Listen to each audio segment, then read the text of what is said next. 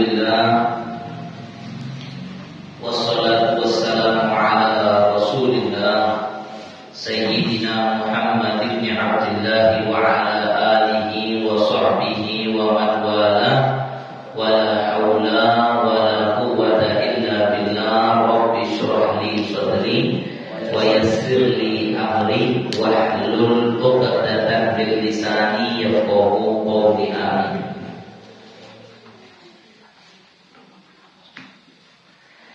Yang saya hormati, yang saya muliakan, mohon maaf, mohon dimaklumi Mas Dewi, ya Allah, rusak ganti rugi saja. Yang saya hormati dan saya muliakan, hadirin yang dimuliakan oleh Allah Subhanahu wa Ta'ala, alhamdulillah pada kesempatan yang mulia ini, hari yang mulia ini, kembali kita bisa duduk di majelis yang mulia ini, di taman-taman surga ini, yang mana Nabi kita Muhammad Sallallahu Alaihi Wasallam ketika ditanya ma'ghanimah majalisul dzikir wa riwayatul qur'an ghanimah majalisul ilm, apa sih yang didapat orang ketika hadir majelis taklim itu, dapat apa? Ya kan? Kadang-kadang ada yang tanya, pengajian oleh apa? Menurutnya kalau balik waktu kok tidak apa pengajian ini oleh apa? Ada yang bilang oleh berkah, kadang-kadang oleh mana, kadang oleh kelim. Bukan, itu nggak penting itu. Ya.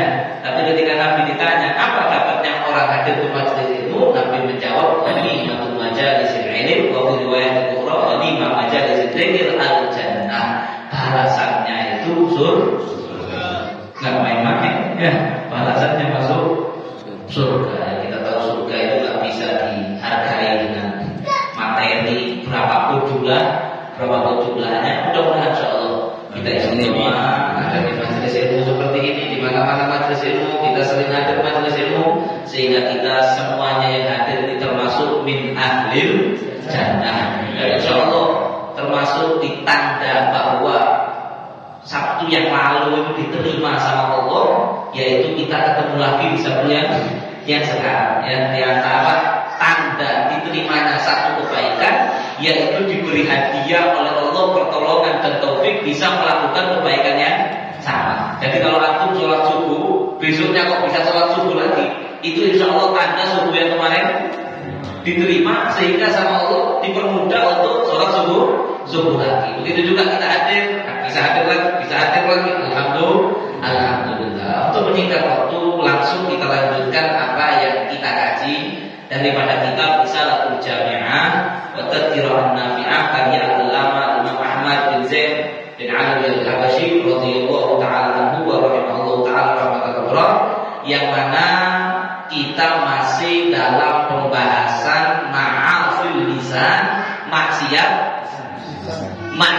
lisan, ya, yang mana kita sama Allah dikasih lisan. Ini lisan pemberiannya Allah, yang mana tentunya Allah berfirman, wa ma khalaqtul jinna wal insa illa liya'budun. Tidaklah diciptakan manusia itu kecuali tujuannya untuk ibadah.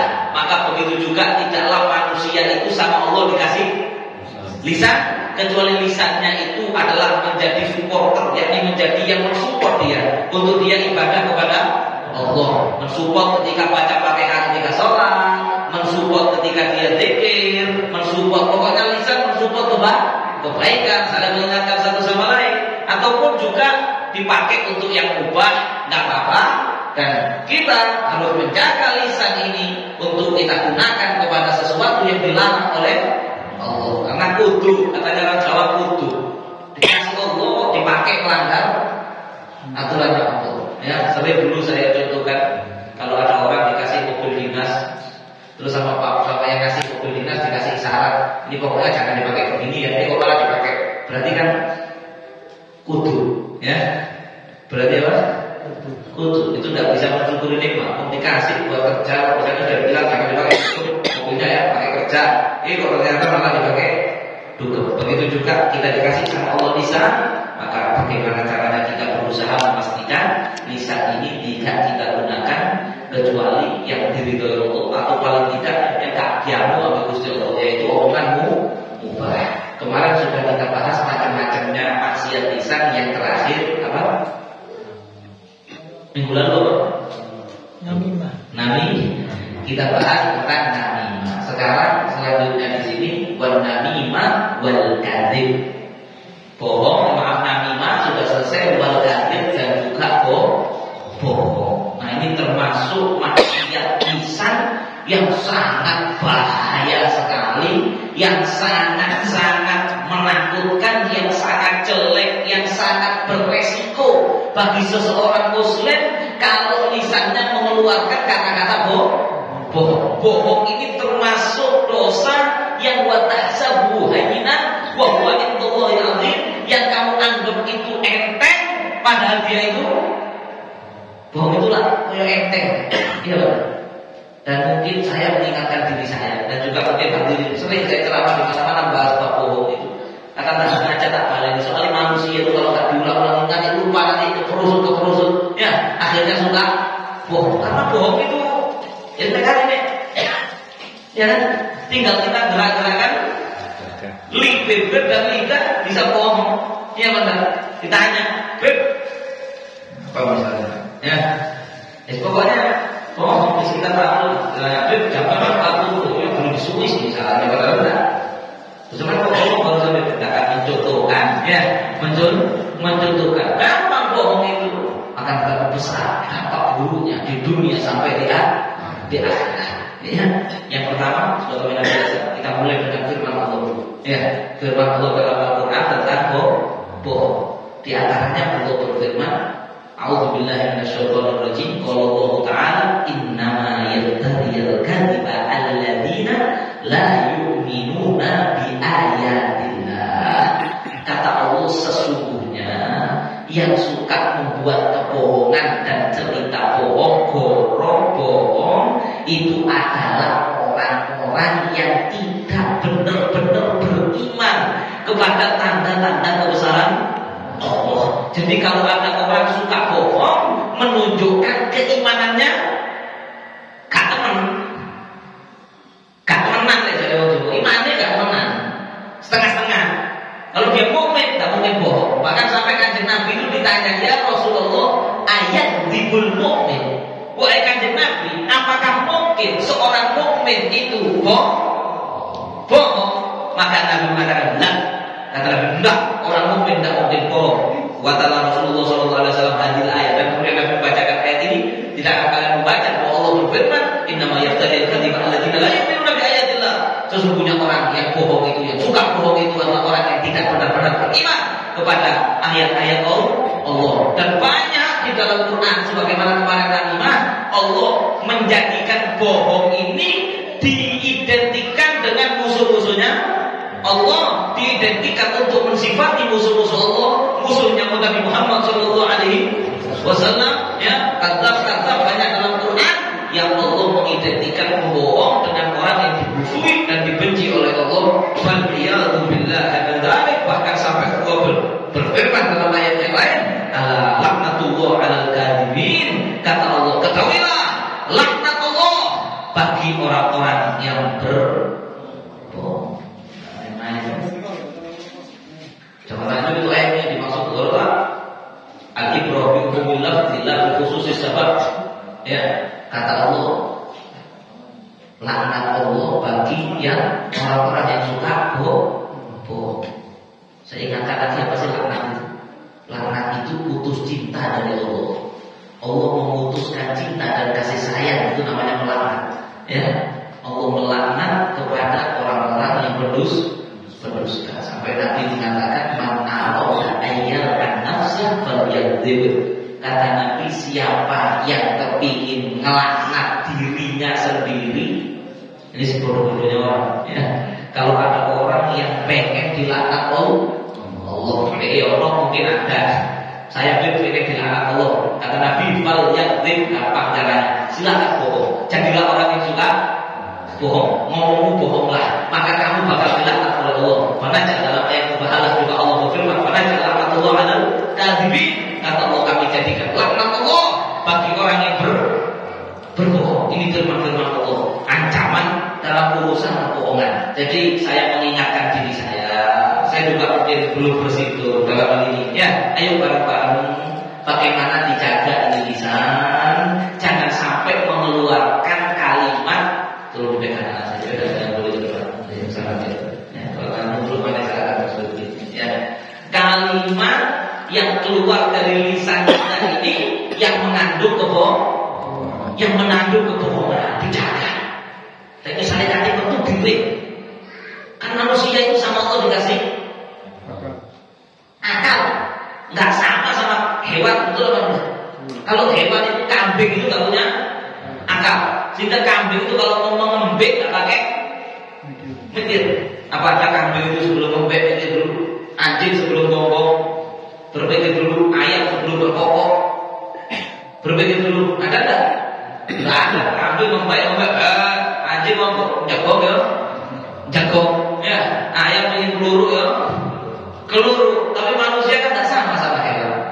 Manusia punya akal. Jadi ojo asal muni. Jangan apa yang ada di dalam hatimu itu semua kamu keluarkan. Apa yang tiba-tiba ingin kamu katakan, tapi sebelum dikeluarkan itu difilter dulu, dipikir di antaranya dalam hal ini, oh ini mengandung unsur kebohongan apa enggak? Ya, kalau mengandung unsur kebohongan, jangan dikeluarkan. Saya sudah ada niat bohong dalam hati, terus nggak jadi saya keluarkan, dosa enggak? Maka dapat pahala. Kok bisa? Ini khususnya untuk umat Nabi Muhammad SAW.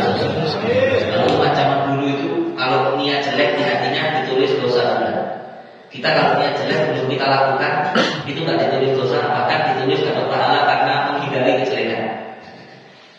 Contoh, niat mau bohong, barangkali bohong ini begitu sore dan lain sebagainya nggak jadi, maka belum ditulis dosa bohong, ya. Tapi kalau orang niat baik belum melakukan sudah ditulis pahala. Jadi kalau mau ngomong dipikir, kalau ada unsur kebohongan jangan sampai dikeluarkan. Diriwayatkan setelah wafatnya Rasulullah SAW, beberapa hari setelah beliau wafat, Sayyidina Abu Bakar As-Siddiq radhiyallahu ta'ala anhu sebagai khalifah, ya, mengganti untuk memimpin umatnya Nabi Muhammad, itu naik ke mimbar, nangis beliau. Karena itu mimbar dulu nggak ada yang berani naik kecuali Rasulullah. Jadi dulu sahabat itu nggak ada yang mau jadi imam kalau ada kanjeng Nabi, ya, kalau ada kanjeng Nabi, karena ya pada berat kanjeng Nabi, ya, sehingga kalau Jumatan khotibnya nggak berhenti, ya. Dulu di Masjid Nabawi kalau sholat Jumat khotibnya nggak pernah ganti, khotibnya ya Rasulullah SAW mesti ada. Oh, kita merasa lebih pantas jadi khotib dan imam di situ ada Rasulullah. Ada riwayat Nabi pernah bermakmum ke sahabat itu karena sahabat itu jadi imam, Nabi nggak ada tiba-tiba di satu perjalanan. Kemudian Nabi ikut gabung, Nabi bermakmum, nggak tahu nih, ya. Tapi kalau dari awal karena Nabi kalau dari mana maju, karena ini umul yang layak mengimami sekumpulan orang kalau mau sholat itu yang paling bagus di antara bacaan Qurannya. Sedangkan Quran itu diturunkan Allah ke Rasulullah. Ya, kalau pakai ngaku baca Quran yang lebih baik, Nabi tidak mungkin. Ya, alhamdulillah. Setelah Nabi wafat, itu Sayyidina Abu Bakar itu mau naik ke mimbarnya kanjeng Nabi itu berat, karena merasakan kapan, tapi ya sudah dijauhkan jadi khalifah beliau. Maka beliau naik, tapi kan ada tangganya ini. Ibarat Nabi itu yang paling atas, Sayyidina Abu Bakar itu berdiri di bawahnya. Adab kepada kanjeng Nabi. Karena kanjeng Nabi sudah tidak ada, karena Nabi berdiri yang di tingkat paling atas, Sayyidina Abu Bakar yang di bawah.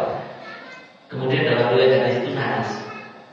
Sayyidina Abu Bakar nangis sambil ketika nangis mengatakan, saya masih ingat Rasulullah SAW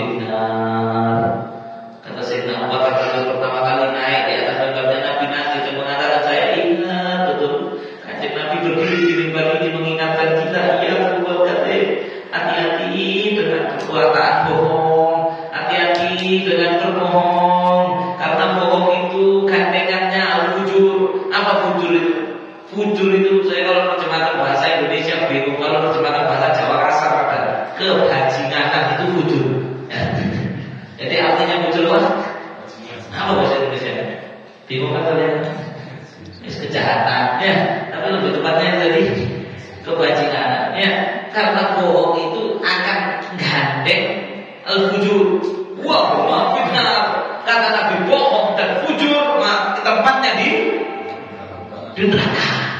Orang kalau sudah suka bohong pasti jadi jahat. Ini sudah hukum, ini rumusnya tidak mungkin meleset. Bagaimana kalau dalam fisika yang bisa berfotonya dengan saya tidak tahu. Dan itu ada kalau bisa apa dicampur ini pasti begini karena ada maksudnya yang seperti itu bohong pasti nanti gandengannya fujur pasti sudah. Tidak mungkin tidak. Orang kalau sudah bahasa Arabnya itu al-bladusu. Orang kalau sudah al-bladusu, omongannya banyak, bladusnya banyak, bohongnya, pasti kelakuannya ajur. Mendapat atau saya kenal bladus dia, tapi di dalam masjid kita itu maling dia, maling masjid itu amal di dekat dalam ya, dalam tapi dia itu jadi pengurus majelis, maka dia sing merusak majelis dia, yang korupsi uang karena majelis itu uang namimah di majelis, kadu domba di majelis, karena apa? Karena bohong itu dalam hadis yang lain Nabi bersabda, iya wal kadzib wa inal kadzib yahdi ilal fujur wal fujur yahdi ilal nar wa ma yazal abad yadwi wa yataharral kadzib illa yattaqillaha kadzaba.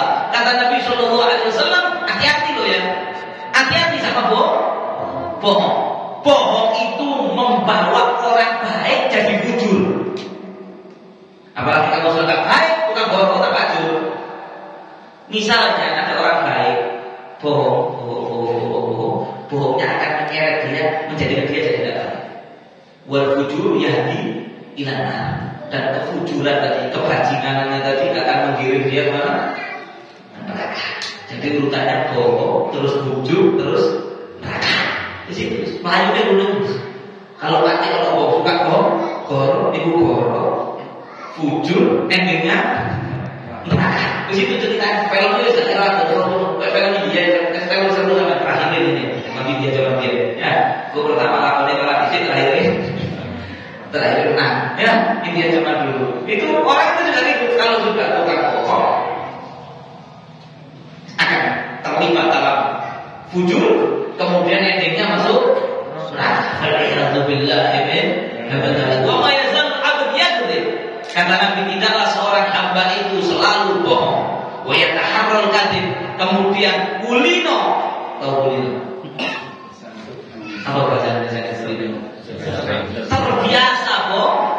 Bohong satu kali, akhirnya dua kali, akhirnya tiga kali. Pertama saya fokus bisa terus, kadang kamu mana? Terus yang lulus, kapan disampai kok saya itu saya baru dua, akhirnya tiga. Akhirnya dia sendiri itu terbiasa dan dia tidak merasa kalau dia bohong kayak itu wis. Bahkan ngomong itu gak sadar. Bohongnya itu bicara 45 kalimat, bohongnya 450 kalimat. Ya tahan tadi. Sampai dalam perkara-perkara yang tidak penting pun akhirnya bohong. Ada orang yang begini berarti dari jauh dari Allah. Sampai dalam urusan tidak penting itu bohong. Karena biasa. Itu tadi ditanya, sudah sarapan deh? Sudah. Sarapan apa? Atau saya sarapan pizza? Padahal enggak. Kan tidak ada untungnya bohong itu tadi. Tapi karena kebiasaan. Ada orang itu bohong karena tujuan. Benar apa enggak? Ya, bohong karena tujuan. Ya jelek, tapi ya sih, ya udah bohong. Tapi karena nanti pertama bohong karena ada tujuan, bohong karena ada tujuan. Lama-lama ya taharul kadzib. Lama-lama terbiasa bohong. Kalau sudah terbiasa bohong, maka nanti dididik goro, yuktakin dolori kadzaban. Di mata Allah dia punya titel kadzab, sampun dusta. Berarti bisa sama Dajjal nanti di batuknya ada tulisannya kadzab. Kalau Dajjal kafaro, ya. Kalau dia kadzab alif ba, ya. Beda tipis. Jadi nanti zaman lek batik di akhirat ketemu kiamat kok bisa ada tulisannya kadzab. Nah itu beda kan. Nah kalau Allah itu sudah nandai. Ada orang-orang itu yang beberapa hadis yang menjelaskan orang itu nanti akhirat nanti ditandai. Ada yang tanda positif, ada yang tanda negatif. Jadi nanti orang itu ada tanda-tandanya, ada identitasnya. Ya. Apa tandanya? Ada tanda negatif ya. Antaranya Nabi bilang orang yang sehari Jumat baca surat Al-Kahfi. Orang yang setiap hari Jumat baca surat Al-Kahfi itu nanti dari kakinya sampai ke seluruh tubuhnya meluruk. Kemudian cahayanya memancar dari depan, belakang, di mana belakang. Ya, dari ubun-ubun naik ke atas, dari ubun-ubun naik. Astagfirullahaladzim.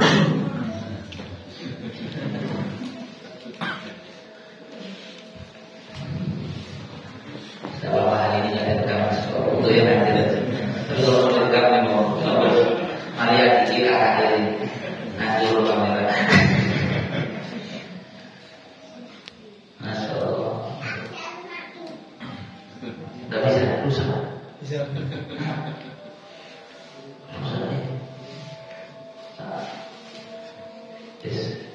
Lanjut ya, dia sama begitu dulu kamera.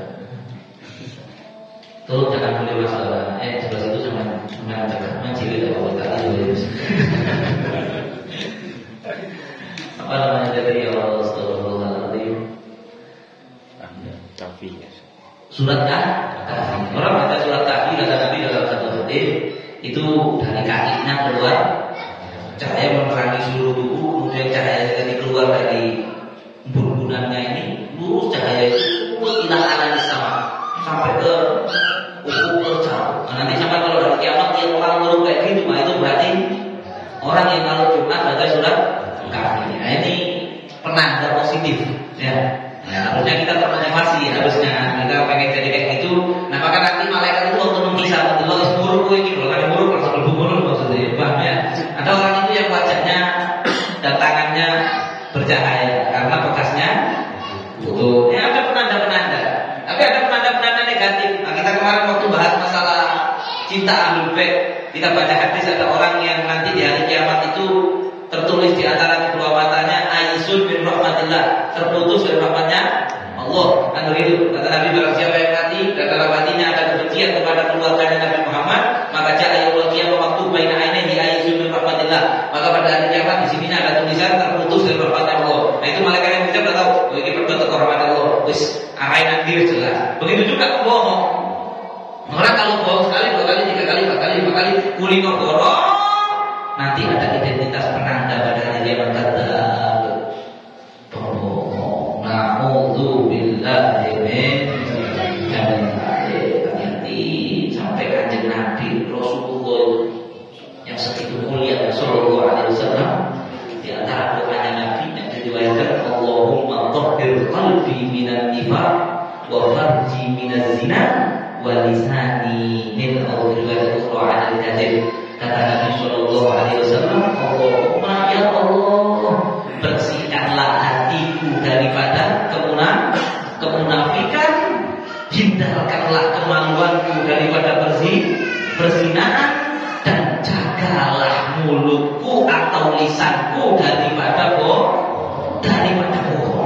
Ya, karena berarti Nabi takut 3 hal ini bakal menjerumuskan orang ke dalam api neraka, membuat orang celaka. Kalau hatinya dipenuhi sifat munafik, kemaluannya terjerumus kepada zina, kemudian lisannya mengungkapkan kalimat-kalimat bohong, maka akan celaka.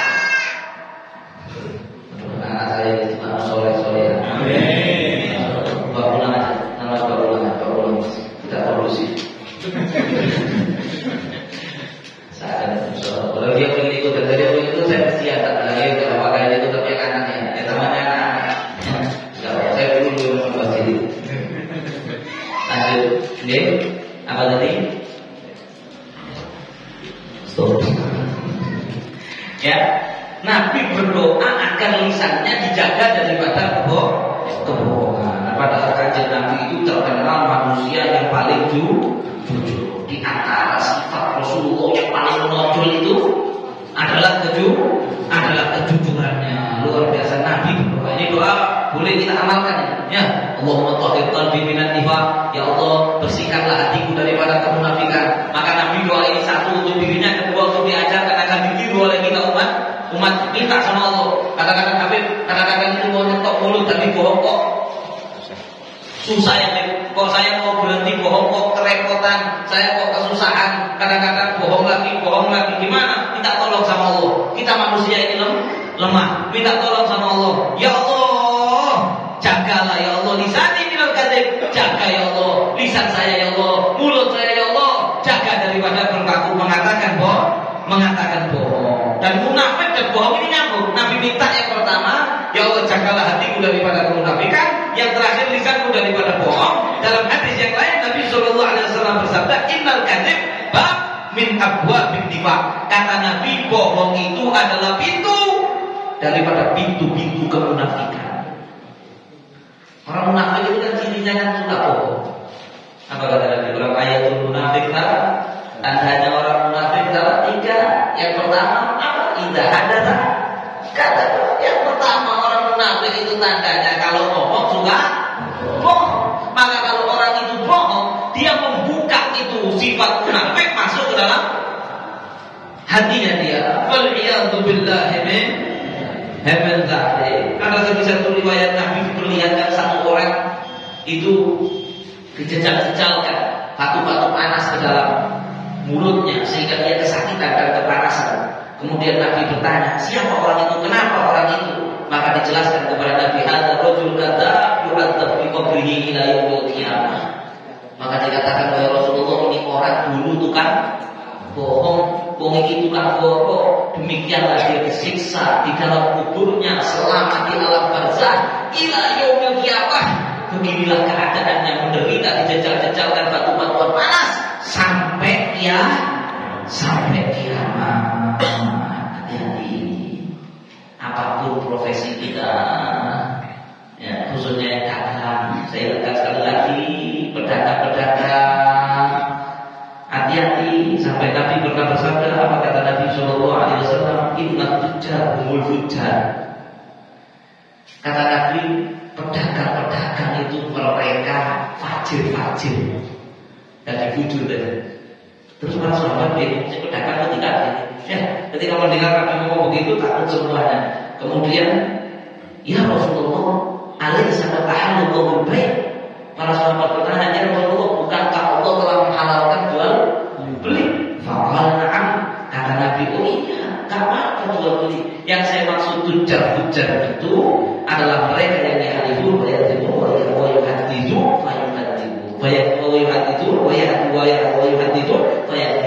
dan mereka itu kalau ngomong, kalau jual beli bohong bahkan pakai sumpah.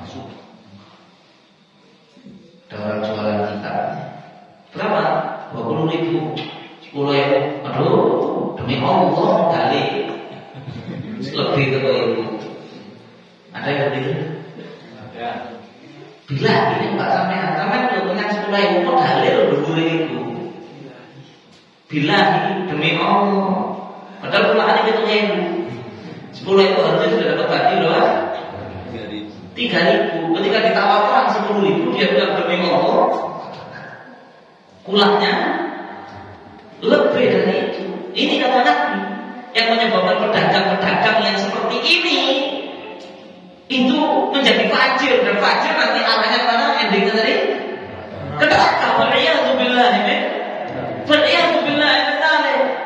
Kadang-kadang itu kayak kemarin saya tuturkan juga 10.000 dinyak, 20.000 dinyak 10.000. Sudah ditawar orang 15 gak saya kasih, sampai nawar 10.000. Padahal tidak ada yang nawar. Kalau benar nawar tidak apa-apa. Kalau ada orang nawar, tidak ada yang nawar, dia bohong.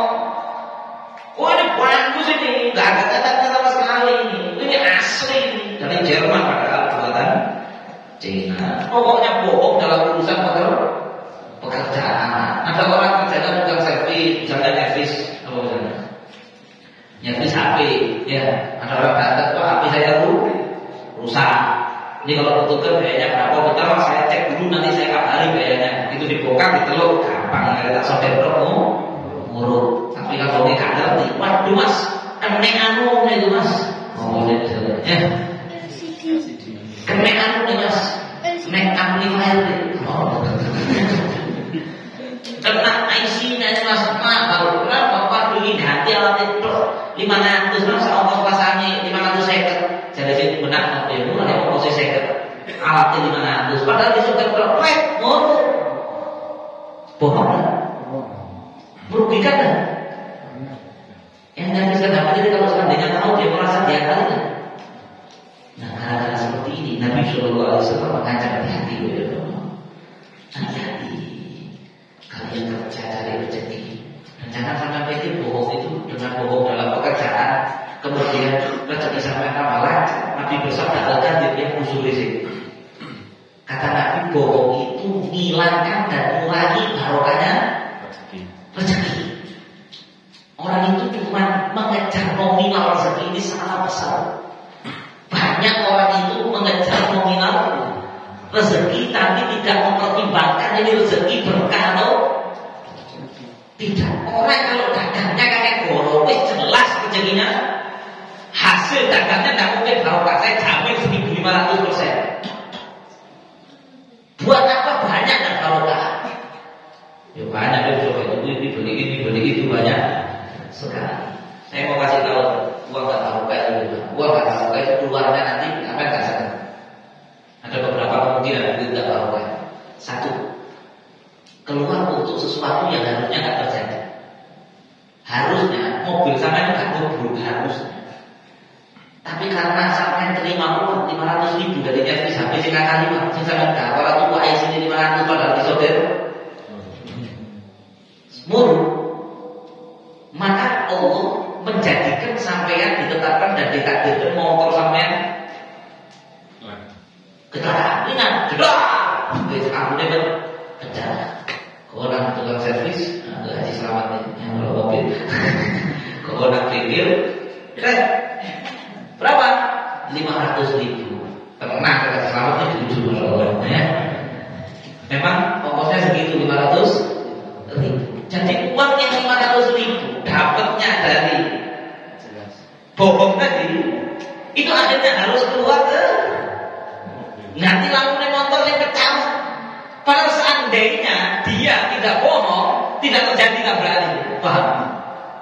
Ya, wes bohongi orang 20 juta gara-gara bohong tadi. Dapat untuk 20 juta. Gara-gara itu ditakdirkan sama Allah anaknya sakit keras. Berobat habis 20 juta. Jadi saya mau tanya, sebenarnya dia untung kan? Dari bohongnya nanti untung kan? Rugi. Itulah rezeki tidak barokah. Saya nipu, saya nikmati. Saya jalan-jalan ke Paris, saya jalan-jalan ke Italia, saya makan yang enak-enak.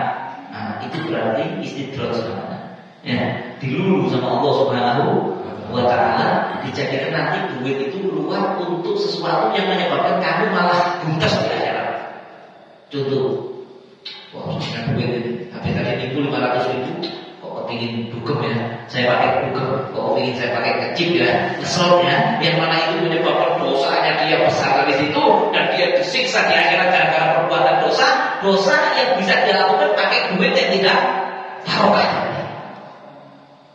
Makanya para alim ditanya, kalau suruh milih 1 dirham barokah sama 1.000 dinar, itu perbandingannya 1.000 barokah. Ini kalau saya sekarang ya, 2.000 barokah sama 200 juta barokah, sama pilih mana? 2.000. Misalkan sampai ini mau pergi kerja dan rezeki, terus ada malaikat di sini. Kalau sampai ke amalan dapatnya 200 juta tapi tidak barokah. Kalau sampai ke arah Pasuruan dapatnya 20.000 tapi barokah. Sampai ngikut ngalor. Mikir-mikir itu ngalor. Harusnya jangan ngalor. Karena 20.000 yang berkah itu bisa jadi sampai pulang tuh gedang goreng ya, dimana nanti tujuannya tulang-tulangan, masya Allah, atau misalnya tuh apa ya?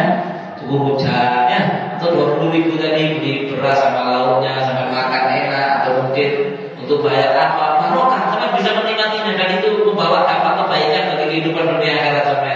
Sedangkan 200 juta tidak barokah, itu tidak bisa membawa kebaikan kepada sampai. Jadi sekali lagi kepada para yang bisnismen apapun di urusan kerja, Jangan sampai hanya karena tergiur nominal untung yang lebih kemudian menggunakan cara-cara bohong. Ada orang jual baju second, mari kondangan ibu-ibu ini kelaminnya didol. Ya, itu loh bu, kita nggak bisa total. Padahal si DP 5, padahal sudah dipakai 5 kali. Dia bilang baru mulai pakai 1 kali biar laku mahal. Kalaupun laku mahal tidak akan ada barokahnya. Dan ya udah itu dia kena ancaman. Ya, yang seakan Nabi Shallallahu Alaihi Wasallam bersabda, kata Nabi, mau nggak saya kasih kalian kabar tentang dosa yang paling besar? Akbar kabair, dosa yang besar di antara dosa-dosa yang besar. Karena Nabi yang pertama al-isyrak billah, yang pertama menyekutukan Allah, yang kedua hukukul walidain, yang kedua durhaka kepada kedua orang tua. Kemudian Nabi duduk, waqa'ada summa qa'ada. Kemudian Nabi duduk, waqala ala unzur. Kata Nabi dan kata satu lagi, dosa yang sangat besar kata Rasulullah, qauluz zur, ucapan yang bohong, ucapan bohong. Waliyadzubillahi min dzalik. Ya, dan juga saya sering sampaikan, kebohongan akan membawa kebajingan. Sebaliknya kalau kita jujur akan membawa kebaikan. Yang menentukan orang itu baik dan baik, kalau jujur pasti baik. Ya ayyuhalladzina amanu taqullaha wa qulu qawlan sadida yuslih lakum a'malakum wa yaghfir lakum dzunubakum wa may yuti'illah wa rasulahu faqad faza fawzan 'azima. Kata Nabi, orang yang beriman bertakwalah kepada Allah, turuti perintah-perintah Allah, jauhi larangan-larangan Allah. Apa melakoni semua perintah, meninggalkan semua larangan. Berat apa ringan? Berat. Kalau berat, kudu qaulan sadida. Mulailah dengan mengatakan kata-kata yang jujur. Kalau kalian jujur, yuslih lakum a'malakum, maka Allah yang akan memperbaiki amalan kamu. Kamu kurang taat, dirubah sama Allah jadi taat. Kamu kurang bisa menunaikan perintah, dirubah sama Allah bisa menunaikan perintah. Kamu nggak bisa meninggalkan maksiat, maka Allah yang nyeting dikatakan meninggalkan maksiat. Barokahnya yang kamu selalu ngomong jujur, nggak bohong. Ingat kan orang yang datang ke Rasulullah yang suka kolimo, terus dia bilang, ya Rasulullah saya mau masuk Islam tapi saya nggak mau berhenti, maksud saya nggak mau berhenti zina. Apa jawaban Nabi? Ya udah tapi satu syaratnya. Apa? La takdzib, jangan bohong.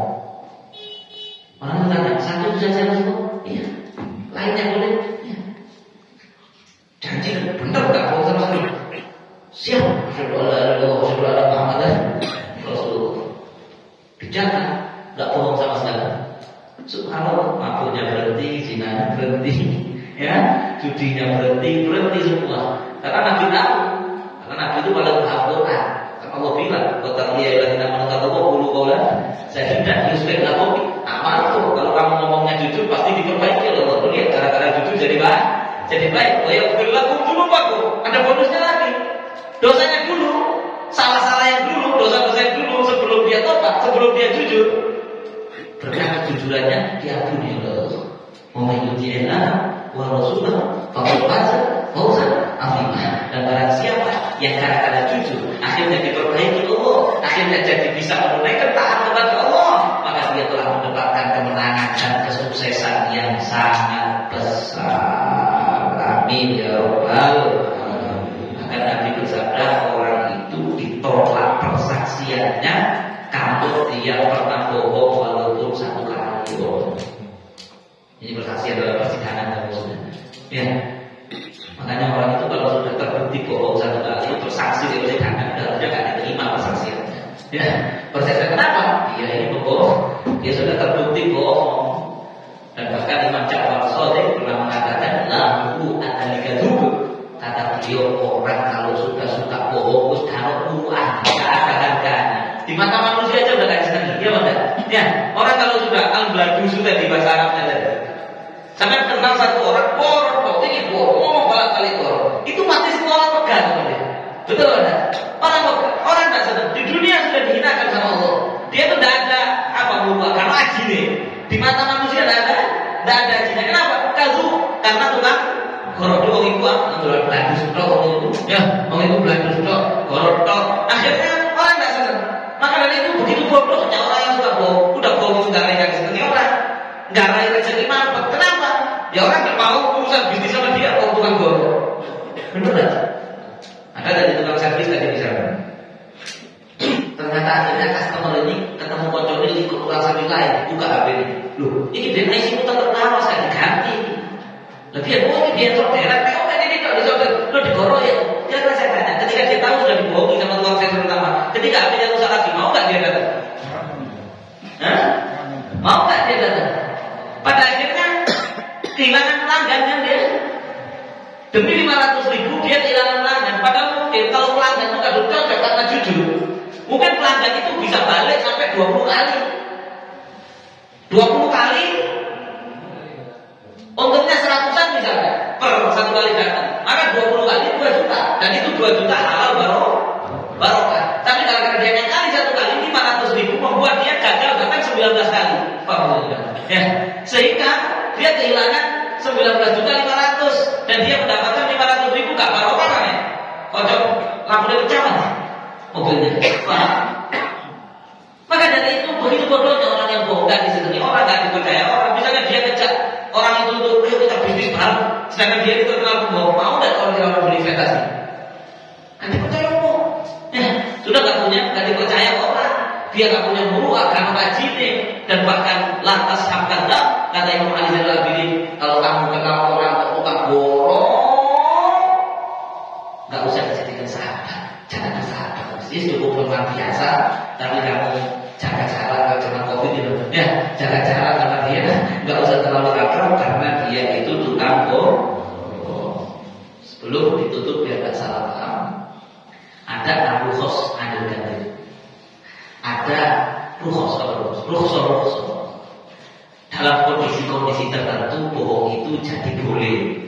Ya, jadi asli bohong itu artinya nggak boleh. Ya, saya terangkan panjangnya tadi. Ya, tapi ada dalam kondisi-kondisi tertentu bahkan wajib beliau. Bahkan dikatakan likul liqaidatin mustathnaya. Setiap kaidah itu ada pengecualian.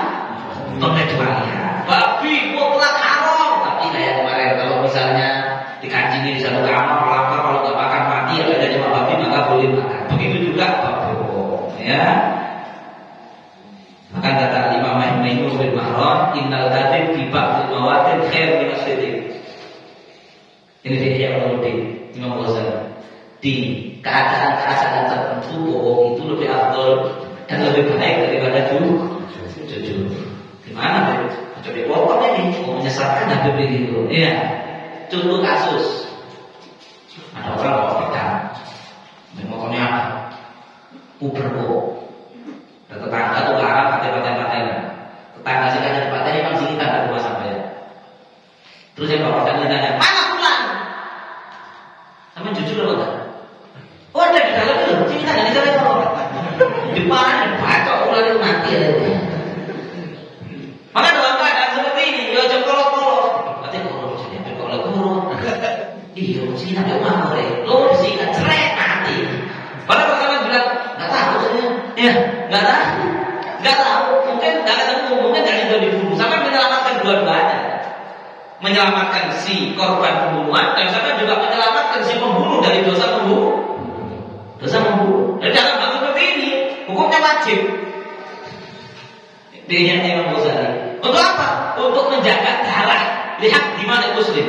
Lihat nih di mana muslim menjaga tumpahnya darah seorang muslim. Mau sijik mau ngamuk, bola itu. Fulan itu jari nih. Aku dituduh selingkuh jari fulan. Tak kata ini. Bukan mau jari fulan bukan dulu. Apa jari fulan sampai ini mengambil dipuji-puji. Oh kasih itu ada. Tapi bohong, boleh tak? Kan kemarin juga kita bahas di bab 5, ya, bahwasanya bohong itu tidak boleh kecuali diantaranya diperbolehkan untuk mendamaikan dua orang yang sedang berseru perkara. Dulu dikatakan di zaman Nabi Sallallahu Alaihi Wasallam itu ada dua orang nikah, bahkan sudah niat zaman saya ini tak ceramah, ya. Mau katanya bangsanya betul juga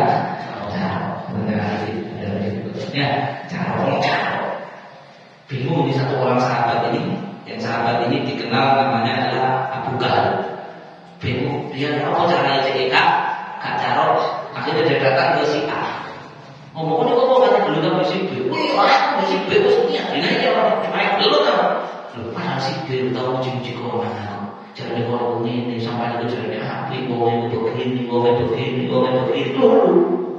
Padahal tak pernah si B puji dia. Jelas? Bohong ini. Abu Kahal ini bohong. Setelah itu dia pergi ke rumah si B. Ngomong sama si B. Karena dulu lah, katanya dulu si A. Lalu si A juga Abu Kahal itu muji kamu. Dia itu tuh respect sama kamu. Dia itu sebenarnya respect. Kamu tuh katanya begini. Kamu tuh orangnya bijaksana. Orang itu kan senang dipuji. Kamu itu kan bijaksana. Kamu katanya pernah begini. Kamu mau akhirnya dua orang ini damai. Setelah damai, si pembawa berita ini yang tidak terlibat konflik tapi mendamaikan, apa katanya dia? Dia bilang ahlaktu nafsi wa aslahtu baina hadai. Kata dia, rugi aku ngancur awakku dhewe, aku damai wong loro iki, tapi saya mencelakakan diri saya sendiri, yaitu dengan bohong. Saya membuat dua orang ini damai, tapi saya membuat diri saya berdosa dan lawan masuklah neraka gara-gara bohong. Itu sahabat dulu, merasa dosa. Nangis takut datang ke Nabi, ya Rasulullah, gimana saya ini ya Rasulullah? Sudah sampai kasih nasihat tentang bohong, saya barusan bohong ya Rasulullah. Demi damai orang loro ini tukaran, saya tadi bohong, saya buat mereka berdua damai, tapi saya mencelakakan diri saya sendiri. Faqala Rasulullah sallallahu alaihi wasallam. Lantas Nabi sallallahu alaihi wasallam mengatakan, "Ya Abu Kahal." Kata Nabi, "Hai Abu Kahal, aslih bainan nas walau diam." Titik. Wahai Abu Kahal, aslih bainan nas. Damaikanlah orang yang berseteru walaupun harus paham dewe. Nabi enggak mau nyebut bohong. Ya. Kasarannya sampai ke Nabi dulu sampai di hadisnya itu titik sama yang mumpuni hadis dikasih tanda burung yakni al-kadhib yakni al-kadhib ya apakah al-aslih bainan nas, damaikan orang walaupun misalnya cara mendamaikannya itu enggak ada cara lain kecuali pakai cara bohong, bohong kasarannya gitu loh maksudnya. Maka dalam urusan mendamaikan orang itu ada rukhsah, ada keringanan, ya, ada pengecualian, ya, ada pengecualian. Yang berikutnya lagi untuk mempertahankan harta atau nyawa kita. Ini sampai dicegat-cegat, maksudnya apa? Jadi tolong bisu, penjahat bisu bisa ya? Bisa. Masalah silakan, silakan tadi di kolom, ya. Masalah penjahat kobis, itu. Kamu ngomong berapa? Sedangkan dia itu misalnya lagi mau transaksi bawa 60 juta, saya itu kan duit di doknya motor, ya nggak usah jujur, bawa 60 juta di jok. Tapi itu ceritanya saya coba kerjakan yang begitu dulu. Ya itu karena saya coba kerjakannya masih kecil, polos, saking polos saya waktu malingnya tobat. Ya ingat ya, yang saya coba kerjakannya waktu masih kecil mau berangkat nyantri ke Baghdad, itu bawa uang banyak, diikat sama ibunya, dijahit di dalam pakaiannya. Waktu ditanya sama perampoknya, kemana nanti kamu bawa duit? Ada ini sekian dinar, banyak jumlah banyak di dalam baju saya, dijahit sama ibu saya. Begitu dia sama perampoknya, loh temenan, jujur lagi, nangis perampoknya kok. Tobat itu polos masih kecil beliau radhiyallahu ta'ala Abdul Qadir Al-Jailani waktu masih anak-anak. Tapi kalau kita sudah besar ya cocok. Betul deh. Loh saya mau duit lah, boleh dah.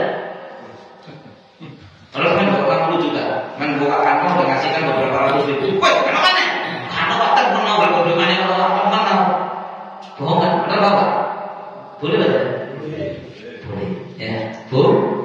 Mencoba. Wah, orang berkokok cari aku tuh nanti dua wujud fitnah harus jelas kontrol, tidak apa-apa. Dalam keadaan seperti ini tidak apa-apa. Kemudian apa lagi ya, banyak. Ini yang betul sensitif. Ngomong istri itu boleh tuh, ya. Bohong kepada istri. Ini dibahas kita. Dalam kondisi-kondisi tertentu untuk membuat hatinya istri menjadi ridho biar kehidupan rumah tangga harmonis daripada rumah tangga tadi bertengkar. Contoh, misalnya ada orang suami istrinya dua, misalnya sudah tiru, ya, ada orang istrinya dua, cemburu-cemburuan, maka dia ngomong sama istri pertama, wis tak layang, yo istri tercintaku ini adalah kamu. Terus sama istri keduanya ngomong bisa. Yo ya kan ini saya kan beko. Dua-duanya gitu kan. Akhirnya ya sama boleh sama di malu pokoknya. Aku adalah istri tercinta. Akhirnya ada. Padahal ya dibilang bohong ya benar. Ya, dia bilang ini yang tercinta, ini juara yang tercinta. Tapi daripada terjadi huru hara, atau misalnya istrinya masak, kok rasanya kurang sip rasanya masakannya, tapi kalau bojone bagus kesel terus dibuat makanan dan dia tahu istrinya itu katanya masakannya dicela, juara gak enak, ngambul tak ulang bojone. Jadi akhirnya di bawah nyoba mas, ya mas, masakan dulu enak enggak mas? Enak, apa gak enak? Juara tadi balas gak enak. Enak apa nih? Artinya begitu. Tapi demi menjaga keharmonisan rumah tangga, dia bilang masakannya enak, kode enak, bohong tak? Dosa tak? Jelas masuk di pengecualian, Itu misalnya, istrinya banyak mas, aku lihat mati hati sini kita ayu mas. Bisa hati kok produk tadi ayu deh, paling ayu lebih kita fair, ayu korban kok makannya dua. Ya, tapi demi ayah istrinya berbunga-bunga, akhirnya harmonis. Ya dalam hal seperti ini itu masuk pengecualian, atau disebutkan dia itu menjanjikan kepada istri sesuatu yang suaminya tidak mampu, tapi istri kalau tak dijanjikan itu nggak berurut nanti mana. Begini contohnya. Mas, aku pokoknya mas, gak sampai tuh kok mobil. Oh ya. Apa sih itu mas? Aku masuk itu jadi basi dulu, cek kerennya basi. Mini Cooper. Aku pokoknya mas, gak sampai tuh kok Mini Cooper. Larang dulu, kenapa harganya Mini Cooper? Gak tahu saya. Ya, pokoknya aku tahu dulu orang, udah cili tapi lah. Aku udah sampai tuh kalau Mini Cooper mas nyambul mas gak boleh masak sampean gak boleh nyetri kono. Kamu sampean mau jodoh nek aku mas. Oh aku lihat guru kayak Mini Cooper kok jodoh. Udah mana ya udah ini istri gak solihah ya. Tapi si suami bego. Oh aku kalian itu Mini Cooper larang. Jadi ngomong aja. Bisa lah ya. Coba. Tuh kok panas kok. Aman mas. Karena juga jadi enggak tuh ngomong. Mini Cooper mas ya. Kalian kuning.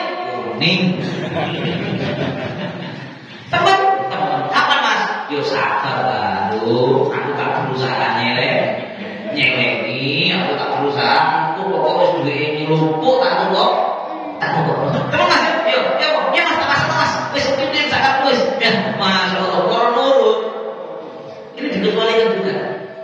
Walaupun bukan nyeleni masih bukan nyeleni apa urusan ini, urusan listrik ini. Cukup urusan listrik, ya anak bayar sekolah begini. Ya macam ini mas, bisa aku lapor sukses tadi sama atau ya sama orang kan nyeleni. Tapi itu membuat istrinya jadi manut dan mau melayani suaminya. Ini menguntungkan kedua belah pihak. Jangan sampai pikir si suami jahat kemudian dia karena beda-beda. Ini menguntungkan kedua belah pihak. Kenapa saya katakan menguntungkan kedua belah pihak? Karena kalau seandainya dia itu istri tadi tidak mau melayani suaminya, misalnya suaminya ngajak tempat dia tidak menolak, dia tidak mau melayani suaminya, dia tidak taat sama suaminya, istri tadi kan rawan dapat murkanya Allah, dia rawan masuk neraka. Gara-gara dia janji palsu, epo-epo tadi sama suaminya, dia jadi nurut, akhirnya dia nggak jadi dosa. Ya, akhirnya nggak jadi dosa. Tapi ternyata kalau suaminya uangnya sudah banyak, ya bisa dibeli. Tapi jangan ini kurang mampu ya wes nggak apa-apa. Dalam hal seperti itu, oleh para ulama dikecualikan. Tapi ada catatan penting. Jangan titik-titik bohong walaupun hanya di rukhsah. Kuatir-kuatir hati bulino. Paham? Kau dari awal sampai tengah-tengah lagi sini dong. Biasanya manusia itu begitu. Ya, yang tadi ancaman tentang bohong mah nggak direken. Ini sih keringanan itu. Nah, bohong ini kamu butuh jadi palsu loh. Jangan ini dalam kondisi Tentu saja, dan itu pun jangan dijadikan kebiasaan kecuali kalau memang sangat diperlukan. Jelas aku takut kita akhirnya kebiasaan, akhirnya kebawa bohong di dalam hal-hal yang tidak masuk dalam hal yang dikasih keringanan akhirnya kena ancaman. Terakhir lagi khususnya, saya sampaikan cerita itu bohong bawa nama Rasulullah Shallallahu Alaihi Wasallam. Ada pembahasan khusus, kalau saya bahas panjang saya nggak mau bahas. Ada banyak hadis-hadis yang Nabi mengancam secara khusus bohong dalam urusan membawa nama Nabi. Di antaranya yang populer kita tahu, maka ada Ali yang uta'abidah faliyatabawa maka ada dengan siapa yang berbohong membawa nama saya secara sengaja, maka saya pastikan disiapkan bagi dia tempatnya di neraka. Wis langsung pasti masuk neraka. Gimana maksudnya bohong itu? Misalnya saya mau ceramah, boleh saya terima, Ustaznya dia sekolah Rasulullah Shallallahu Alaihi Wasallam, padahal tidak ada sejarah diri, maka saya daftar masuk neraka. Atau misalnya bohong mimpi Rasulullah itu masuk dalam ancaman ini. Jadi kalau sangat hadirin, tadi malam saya mimpi ngajar Nabi, misalnya, enggak tadi malam mimpi ngajar Nabi beneran, ya hadirin saya mimpi ngajar Nabi, katanya ngajar Nabi itu kirim salam sama jamaah rutin yang satu, ya di Ramadhan. Padahal saya kan mimpi, tujuan saya jadi rapi pengajian, maka saya akan dilempar ke dalam api neraka. Kalau kita berbuat ada binatang sudah dicepat diboking tempat duduknya dia dari api neraka. Ya, dalam hadis yang lain, bahkan dalam riwayat yang lain kata Rasulullah SAW, kalau nggak berani bohong bawa kajian Nabi itu sudah daftar login neraka. Na'udzubillah jangan sampai kecuali yang sengaja.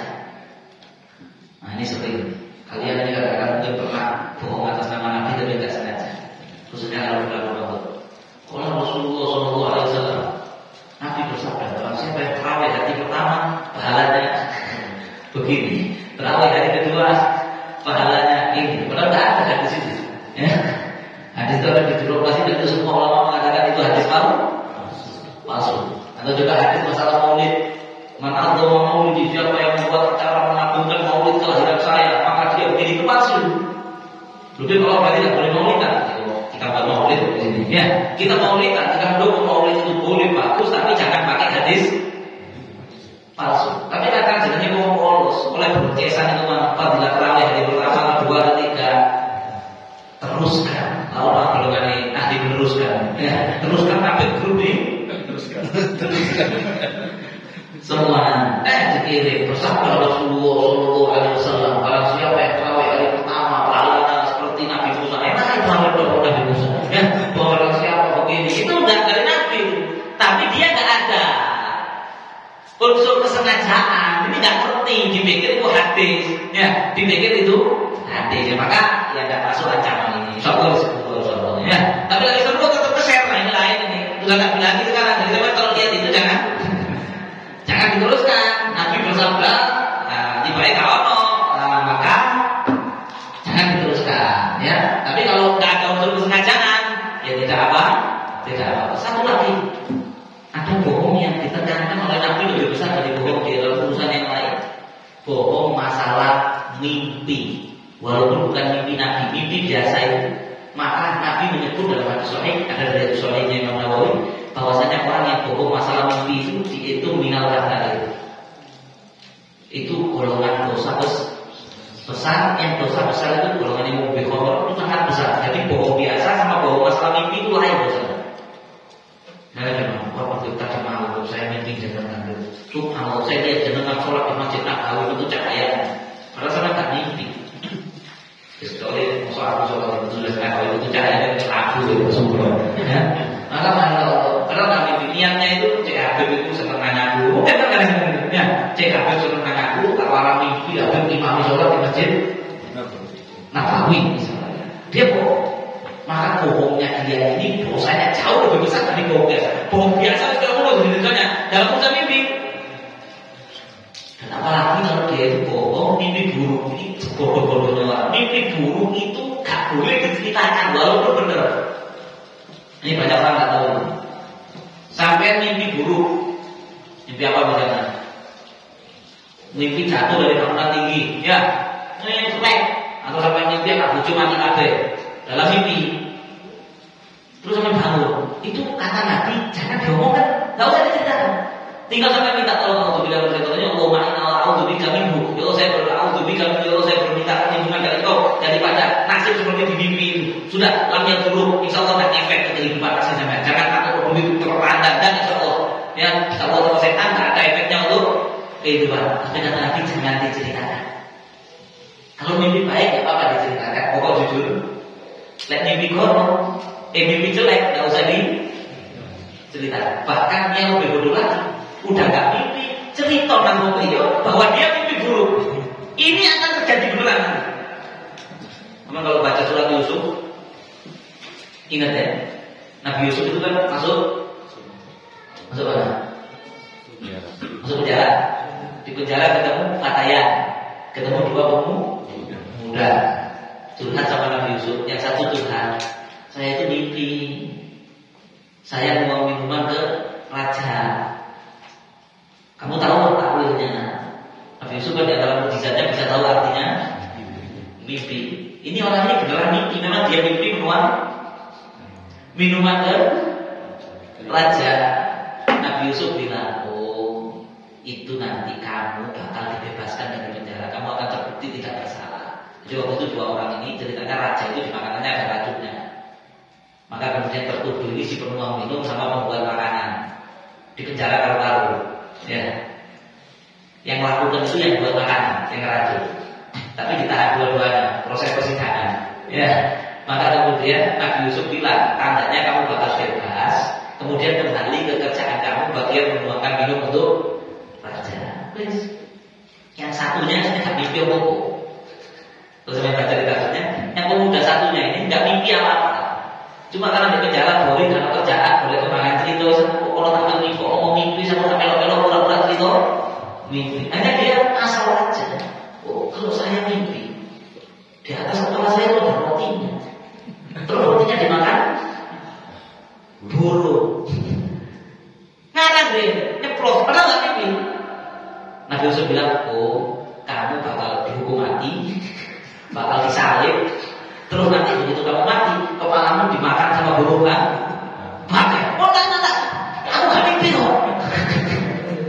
Bener, saya enggak mimpi. Maka kata Nabi Yusuf, Qudiyal amrul ladzi, apa itu? Tasdiyan itu.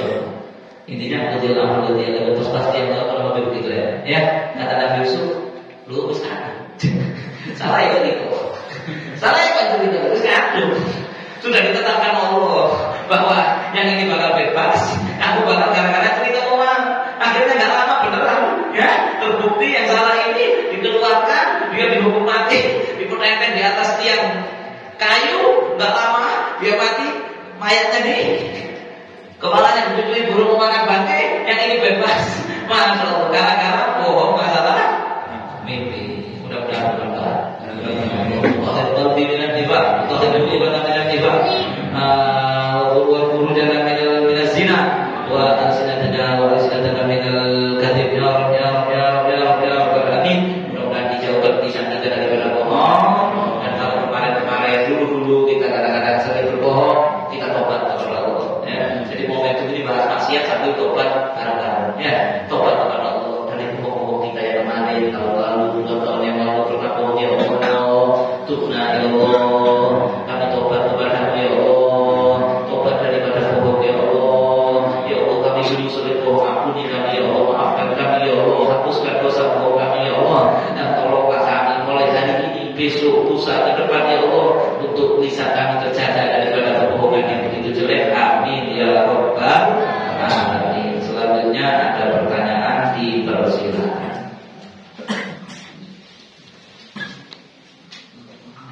Akhirnya mau tinggal di masjid itu kan terutama di masjid kalau jumlahnya kan lumayan. Nah itu kalau dibiarkan numpuk, kalau dimusnahkan sayang. Itu gimana kan? Ya, Masya Allah. Ya, pertanyaannya, sandal orang yang ke masjid masjid kemudian tertinggal.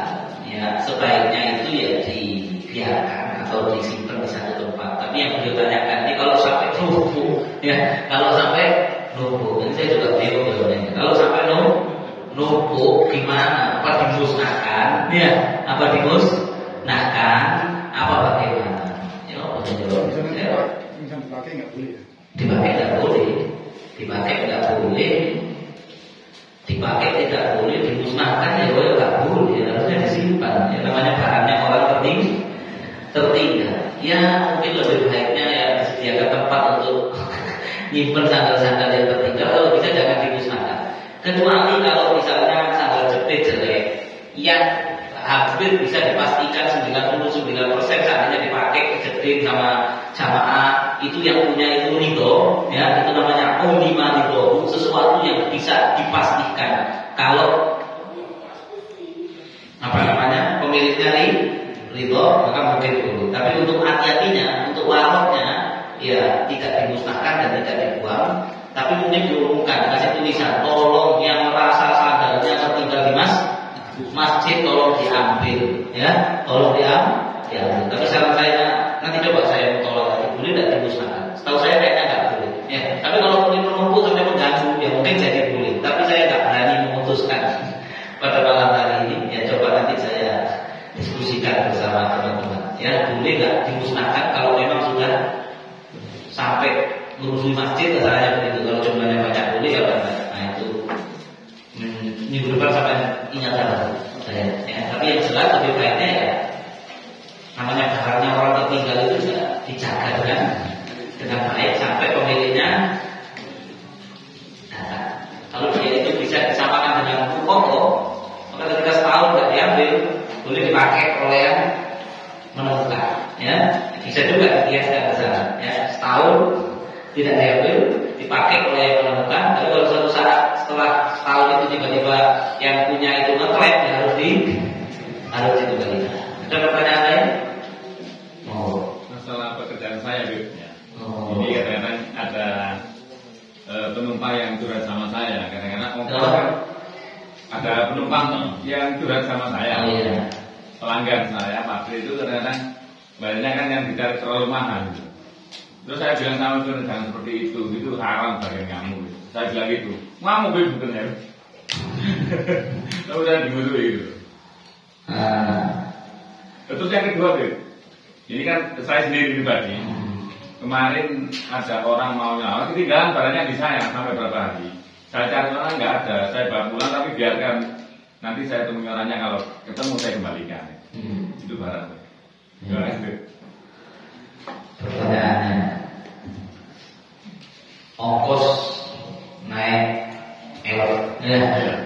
itu sudah ada tarifnya sebenarnya. Misalnya tarifnya berapa sebenarnya Pak Cendra? Biasanya kan 15.000 dari malam depan. Malam depan 15.000, ya. Kemudian ditarik 20.000, penumpangnya marah, itu tidak boleh, ya. Tapi sebenarnya harusnya mobil itu juga dikasih tulisan saja, ya, malam kendaraan sekian, ini sekian. Jadi biar tidak terjadi kayak gitu. Ini sama kayak masalah warung nggak ada harganya, habis makan ditempelin sama yang jual dengan harga yang mahal. Ada kadang-kadang, misalnya umumnya nasi pecel itu berapa sih? 15.000, ya umumnya. Tapi kadang kita masuk warung makan, begitu punya bayar pernah nggak? 50 Pak. Sego pecel itu ST, ya, nasi pecel sama ST sama peyek, bungkusan kecil satu, saya masih ingat sampai sekarang, ya, kecil satu kayaknya 50. Akhirnya kita ya mau nggak mau bayar. Nah, ini berarti nggak boleh, ini nyakali. Tapi yang repot itu tidak ada akad di awal, ya, tidak ada akad di awal. Kalau kosnya sekian. Cuma dalam masalah pengangkutan tadi, ya, kalau sudah ada kebijakan dan apa namanya yang sama-sama tahu antara penumpang dengan sopir, 15.000 ditarik 50.000, ya itu nggak boleh. Ya, sama sudah benar menasihati sopir, akan tapi ya nasihati dengan baik. Ya, coba kasar-kasar. Kalau sampai nasihati dengan baik sampai dibenci, ya biasa, itu warisan Nabi, warisan warosatnya Nabi ini. Ya, Rasulullah itu nasihati orang, kadang-kadang nasihat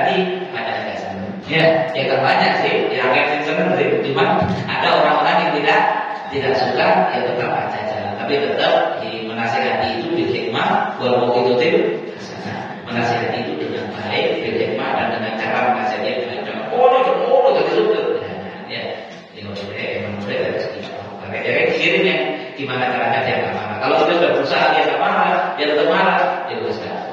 Ilah ya kuna alayhi ghadab fala ubali. Yang penting Allah tak suka sama saya, orang muslim tidak senang. Ya, saya nggak perlu.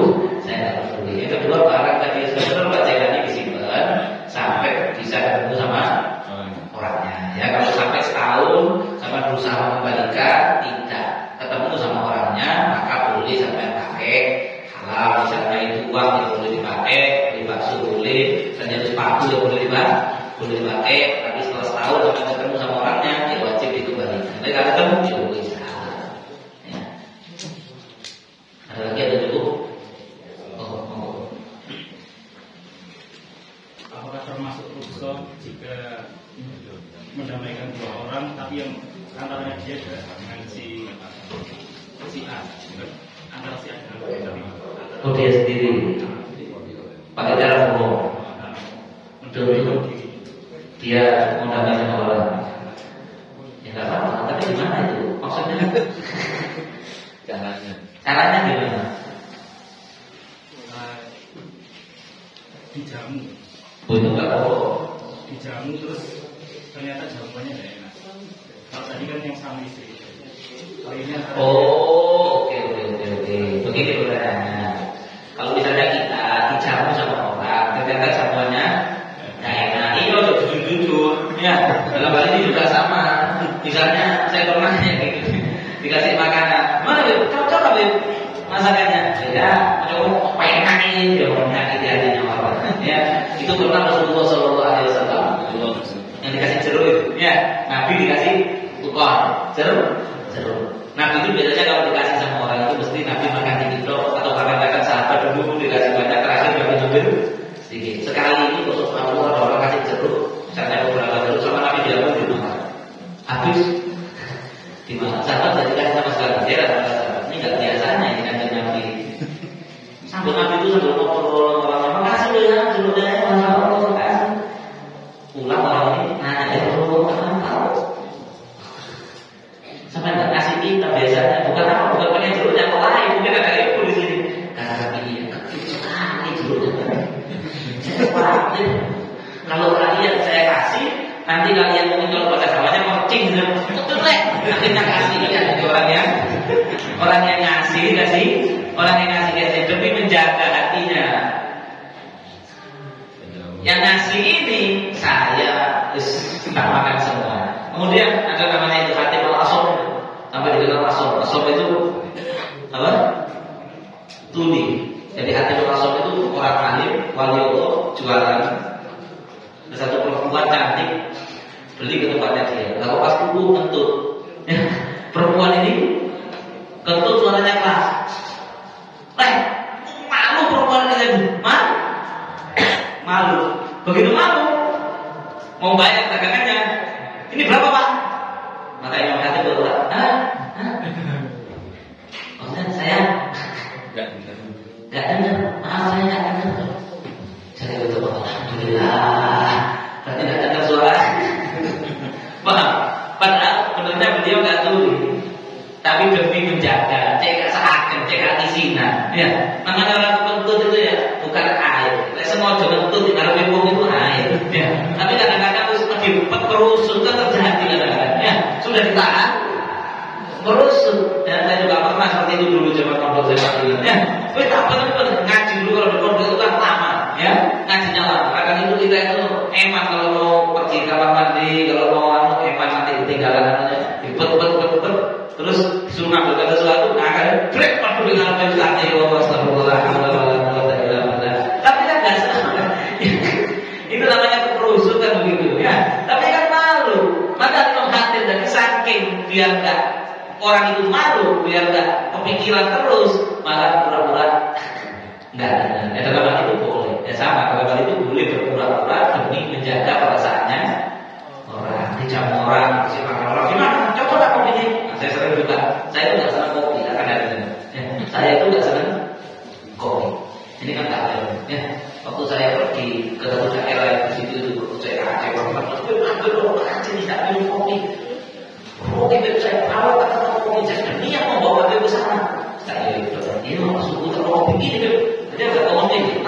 kopi yang punya tak kopi. Jadi yo kalau rasanya mau pakai kopi, kalau masuk kopi enak yang kopinya ya. Biar biasa. Nah, niatnya itu halus dulu ya. Sudah cukup insyaallah ya. Kalau bisa maaf. Dan sebelum saya tutup ya Allah, dengan penuh penyesalan saya harus mengumumkan saya itu bukan sudah ngomong ojo rei-rei aneh majelis ini kan begitu ya. Dan saya niat bagaimana tidak majelis Sabtu ini tidak libur. Akan tetapi ada yang bilang ini anta urid gogo fa'alun lima. Saya punya kehendak, sampai ada punya keinginan, saya kepinginnya kaprei, sampai ada kepingin kaprei, tapi Allah berkehendak. Beberapa waktu yang lalu saya ditelepon namanya Syekh Yahya Al-Khatib. Syekh Yahya Al-Khatib ini anak daripada Al-Allamah Syekh Umar Al-Khatib. Syekh Umar Al-Khatib ini ulama paling berpengaruh di Singapura ya pada zaman itu, luar biasa. Syekh Umar Al-Khatib ini masya Allah wali luar biasa, bukan dapat orang Arab tapi bukan tapi dekat sama para Arab. Intinya bisa dikatakan ustaz-ustaz di Singapura banyak sangat ilmuannya lewat Syekh Umar Al-Khatib ini. Sedangkan tanggal 27 minggu depan, itu kan 20 ya, tanggal 27 itu kholnya Syekh Umar Al-Khatib di Singapura. Nah, kemudian anaknya ini saya hormat, orang tua sesepuh saya hormat sama Amiyah ini. Sampai dulu zaman saya di Jawa Barat sekali, beliau itu orangnya ngomong pulang tanggal 27 harusnya apa anaknya ada ceramah pokoknya kayak dulu dan orang bisa kan tak telur 27 nya di tanggal kodok Mustafa ya saya lihat 27 nya ya tak telur itu di minggu isu hari Ahad pagi, maka sudah oke. Nah, kalau Ahad pagi di Singapura tidak mungkin saya Sabtu maghrib ada di sini berangkatnya kapan ya. Jadi mohon beribu-ribu maaf, satu depan terpaksa diliburkan ya, terpaksa nggak mau cek kanan ya, mau cek mulai video preman ini Allah dari istimewa kanan kaki ini ya. Atau kalau yang ketemu ke Singapura nggak mau hadir ya. Hari Sabtu libur, Sabtu lagi tidak libur ya. Insya Allah cuma satu kali libur, Sabtu lagi. Jadi besok Sabtu 26 libur, Sabtu berikutnya tanggal 3 Desember masuk. Nah, ini pengumuman sekolah libur masuk ya. Tanggal 3 Desember masuk. Jadi libur cuma satu kali. Maaf, kalau marah habis ini mereka kamu diri dekat itu salah. Kalau itu salah kalau semuanya itu kalau kita mereka Sabtu ketemu lagi. Ya, insya Allah Sabtu tanggal 3 ketemu, Sabtu tanggal 3 ketemu lagi. Mohon maaf, tidak mengganggu keistiqomahan kita insya Allah. Mudah-mudahan itu paling berangkat pahala saya. Enggak, sampai dia hadir sebagai libur, pahalanya sama persis seperti hadir. Tapi tanggal 3 Desember hadir lagi ya. Amin ya Allah. Saya juga minta doa karena perjalanan nanti pulang pergi lancar, ketemu sama bulan belinya. Ini yang saya sampaikan, ada kekurangan, ada kesalahan, saya mohon maaf yang sebesar-besarnya. Wassalamualaikum warahmatullahi wabarakatuh. Ya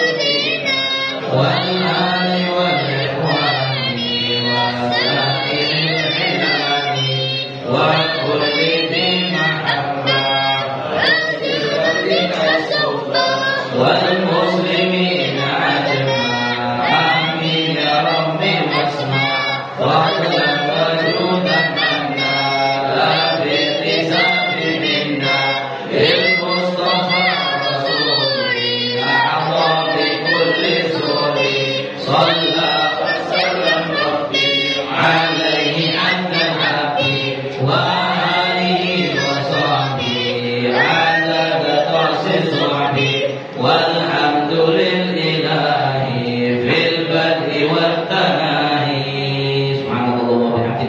asyhadu an la ilaha illallah wa asyhadu anna muhammadan rasulullah. Rabbana